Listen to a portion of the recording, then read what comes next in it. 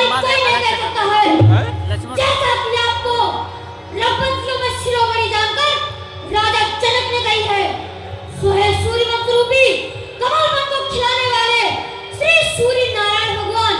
सुनिए, मैं आपसे अपना सत्य स्वभाव कहता हूँ, कुछ अपमान से नहीं। हे नाथ, यदि मैं आपकी आज्ञा पाऊं तो उस सुनागिर पर्वत को गोली की तरह उठा ले आऊं, इस ब्रह्मांड को ज्ञान की तरह उठा ले आऊं, इस पृथ्वी को कच्चे घड़े के समान तोड़ फट डालूं। ऐसा जी मैं जानकर आप मुझे आज्ञा दीजिए। मैं एक छोटा सा खेल करता हूँ, आप उसे अवलोकन कीजिए। इस धनुष को कमल डंडी के समान चढ़ाकर सब चौधरी की ताक लाई चला जाऊं और ताक लाई चलाऊं। यदि ऐसा करके न दिलाऊं तो आपका दास लक्ष्मण न दिलाऊं। तोड़ो छत्र दंड जिमी तो प्रताप बलनाथ, जाओ न करो ब्रह्मत्व पुण्य न धरो धनवार, पुण्य न धरो धनवार नाथ। जाए प्रणोपो उलाट दिलो ब्रह्मांड, यदि तुम छड़ने को हो इन राजन कन्हार मान न है मुख मोड़ो। चरण कमल उर्राकनाथ बलदेव धन तोड़ो। सुनो दिवाकर कुल कमल, हाँ बिहार न भाई, जन्म पाए रघुवंश में अब तक कौन सह जाए। ठाड़े मध्य समाज में चाचा पदक दे, ताकत राम दास का जनक रुका न दे। सही नहीं जान रघुवीर की तीर कब लगे हैं भगवान, आया जो पाँव में मानो कि मरोड़। मैं पार्क में डाल बोल तो दिन तंदन को तंदना दिखाऊं मैं। राव रे प्रताप बल साची में हो रघुवीर, मैं तुम्हें उखाड़ छिप छोड़ लगाऊं मैं। अटक रहे हो कहाँ, मुख से निकालो बैल, चटक सरासन को चटक चढ़ाऊं मैं। धरा को धक्का डालो, मेल को हिला डालो, भुवन ब्रह्मांडों को मार्ग मिलाऊं मैं। कहीं जैसी मारी मनमानी मिथिला दीपक ने, सही नहीं जानना खाए जो पाऊं मैं। चाप चूर चूर कर धूल में मिला डालो, राम माताओं को लगन गाऊं मैं। सुनाओ राम रघुवंश मणि रघुनंदन रघुवीर, इन अपमानों ने किया मुझको आज अभी। जब तुमने कहे जो बाण, दिल में तीर बैठे हैं, जिगर को तोड़ बैठे हैं, कलेजा चीर बैठे हैं। रही जो जान की कुंवारी, हमें क्या गम नहीं इसका।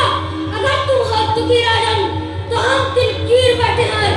बनाया सबको की इस सभा में, धन्य हो राजन इसी मिथिला में पाने को हम भी तो कीर बैठे हैं। अभी तलवारें चल जाती न होते जो यहाँ न पर, हजारों कर दिए नंगी यहाँ शमशीर बैठे हैं। अभी मैं वीरता दिखाता तुम्हें कुछ इस स्वयंवर में, मगर मैं क्या करूं सामने रघुवीर बैठे हैं।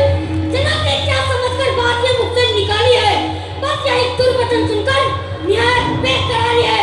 यदि गुस्सा मुझे आए धनुष आकाश में फेंकूं, करूं इसके में सौ टुकड़े, यही मंशा हमारी है। यदि करवट बदलूं तो पलटूं सारी दुनिया को कि मैंने सीध पर सीधा नदी का बोल मारी है। सच्चा योद्धा सच्चे छत्री अपमान नहीं रह सकते हैं, जिसको सुनने की ताव नहीं वो चुप कैसे रह सकते हैं। रघुपति वीरों के आगे ऐसी भी कोई कही नहीं, जैसी उल्टी सीधी बातें मिथिला समाज में आज कही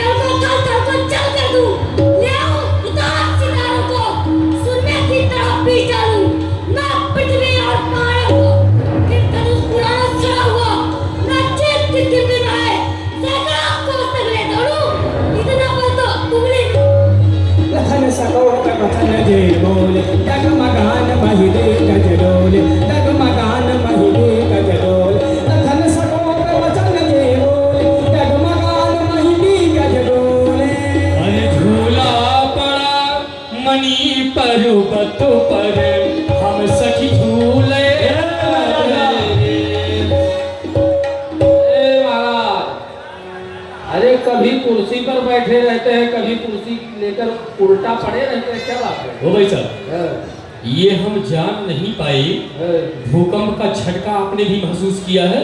हाँ, अभी अभी महसूस किया। अभी मैं उस कुर्सी पर बैठा था, वो मेरे ऊपर क्यों बैठ गई भाई साहब? कुर्सी आपके ऊपर कैसे आ गई? मेरे ऊपर। राजा साहब आप सो रहे थे क्या? ये सो रहे थे। सो रहे थे? नहीं नहीं, जाग रहे थे, झटका महसूस कर रहे थे। लेकिन आप जान नहीं पाए कि आप कैसे नीचे गिर गए। हाँ ये तो बताइए, पता ही नहीं। हाँ ये बताइए क्यों हम कुर्सी के नीचे तो हो? राजा साहब, हाँ भाई साहब। जब आप जैसे कायर राजाओं से धनुष का खंडन नहीं हुआ, कायर? और क्या, कौन कायर? हम? तो क्या तुम वीर हो? जितने भी राजा आए हैं सब का। आगे बताइए, आगे आगे बताइए। बताओ। तो महाराज विदेहराज को बहुत ही कष्ट हुआ हाँ ठीक। और उन्होंने कहा कि इस पृथ्वी पर कोई वीर है ही नहीं। ये तो तो- आप जैसे जो राजागण थे वो तो सुन लिए और सुन के सो गए, अच्छा, तभी तो आपको मालूम नहीं है। हाँ आगे क्या हुआ? तो इस सभा में अयोध्या के चक्रवर्ती चक्रचूड़ामणि श्री महाराज दशरथ जी के दो ज्येष्ठ पुत्र श्री रामभद्र और लखनलाल जी भी उपस्थित हैं।